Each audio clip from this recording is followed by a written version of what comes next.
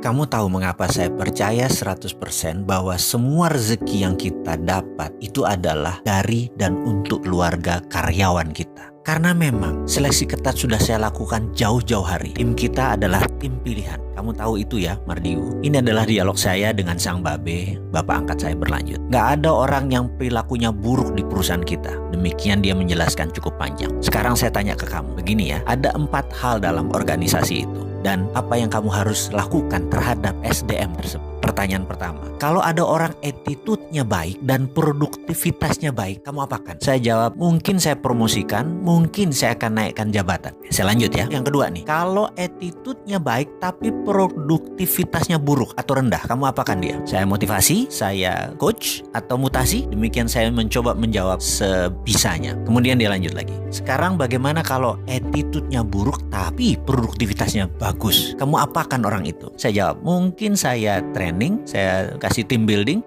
Oke, kita lanjut lagi. Sekarang kalau ada SDM kamu yang attitude-nya buruk dan produktivitasnya negatif, akan kamu apakan dia? SP3 mungkin, atau bahkan saya pecat. Oke, begini kalau di organisasi yang saya pimpin lebih dari 25 tahun. Kalau attitude-nya bagus, produksinya bagus, saya bahkan bisa spin off, kasih dia peluang naik sampai direksi atau bermitra. Syaratnya adalah dia terus-terusan melakukan hasil yang excellent. Berikutnya adalah kalau attitude-nya bagus tapi produknya lagi negatif atau minus, saya akan mutasi dia, training dia, team building, bahkan terus dikasih personal coach. Sekarang kalau attitude-nya buruk tapi sangat produktif atau produksinya dia positif, maka orang itu besok saya pecat. Berapapun ongkosnya, saya kasih pesangon, fire him, pecat. Dan terakhir, kalau attitude-nya buruk dan produktivitasnya buruk, saya pecat 2 orang. 1, dia saya pecat. Kedua, HRD-nya saya pecat. Karena pasti HRD-nya main dan tidak becus. Jadi ingat, hire on expertise, fire on attitude. Tidak ada ampun. Hanya kita pilih